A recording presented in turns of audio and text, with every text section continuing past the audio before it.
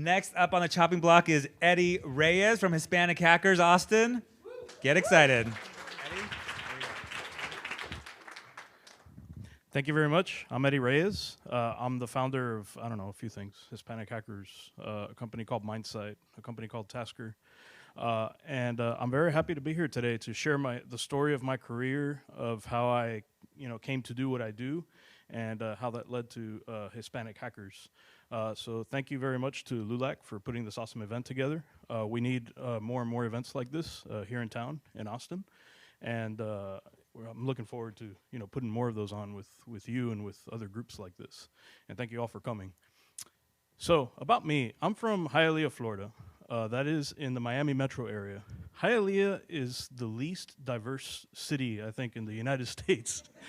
96% of homes speak Spanish as a first language, and the vast majority of us are Cuban Americans. And my own parents came from Cuba. And I was a geek. There's not a lot of us down in Hialeah, especially. My parents, back in like 1993, at great expense, got me a PC for thousands of dollars. And then the first thing I did after I learned how to use Windows is I got into the command line, and I broke it, and they were freaked out. So I learned to fix it, and that's how I became even more of a geek. And I studied computer science at Florida International University. I stayed in Miami. A lot of people don't like to leave Miami, and I was one of those. So I stayed there. I studied computer science until I met some folks from IBM. And little did I know, I found out later they were part of their diversity and inclusion mission, and they were out recruiting folks at FIU. And they found me and interviewed me, did really well. And I was soon faced with a very scary choice, to leave Miami, the Miami area, for a scary place called Austin, Texas. And that was the first plunge I took. And I took it. I'm very glad I took it. And I came here, and this is like a different country. It really is different language, different everything. But I came here to Austin. It looked nothing like that when I moved here. And I did a lot of this at IBM. I became an operating systems engineer. I hacked the AIX kernel, which is an operating system from IBM, their Unix. And I think this is fun. I'm a little nuts, but this is great. This is what I do all day. And IBM paid my way through University of Texas, and I got my master's degree. And I don't know. I hope the Longhorns are winning. I don't know if anybody knows the score, but yeah, I hope they're still winning. I studied at UT Austin, did more computer science, and I was doing great. Things were really great. I was really stepping up in my career. I was getting promotion after promotion. I got to band, I don't know what, at IBM for any of I think band 8 for any IBMers out there. And it was really cool, and I kind of felt like I reached, I did all the things that I set out to do. I guess my sights weren't high enough. I did all this operating system stuff. I became Uber operating systems hacker.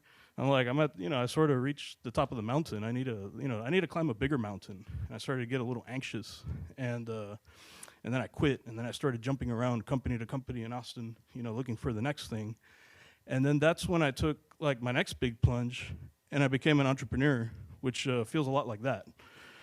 You're doing a million things that I've never done before, but it's really been a crazy and instructive experience.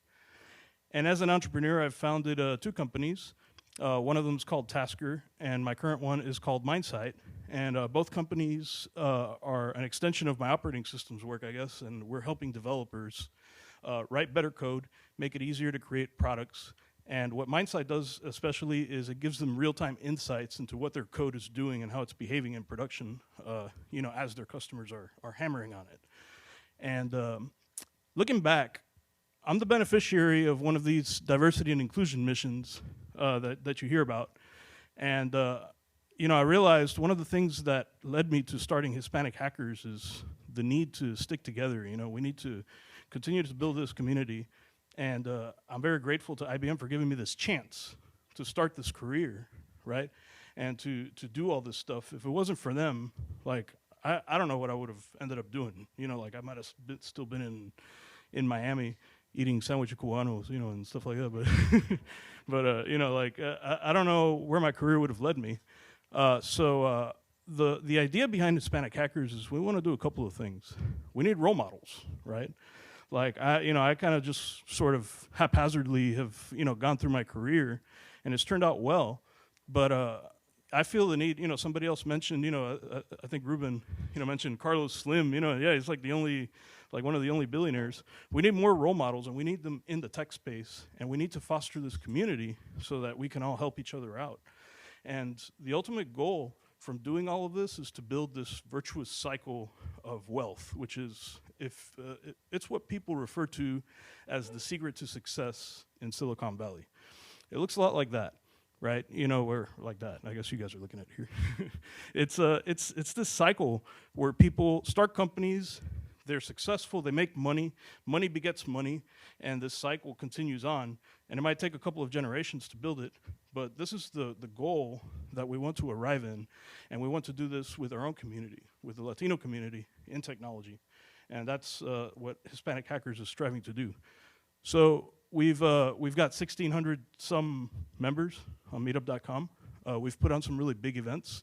We have one coming up on the 12th, which is it's an event to help you with programming interview skills.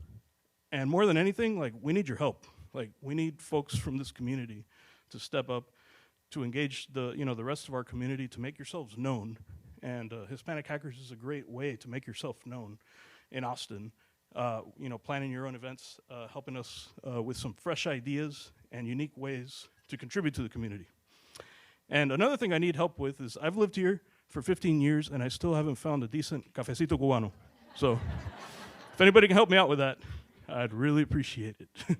I make some at home too, so if you ever want some, but they don't have la ventanita, like they do in Miami, where you walk up and we need some of that here in Austin. So thank you very much. That's my info. Keep in touch. Thank you. That was Eddy Reyes. Get on this guy's email list. He's constantly doing everything, which you just heard, just a small portion of it. So sign up, Capital Factory, and then...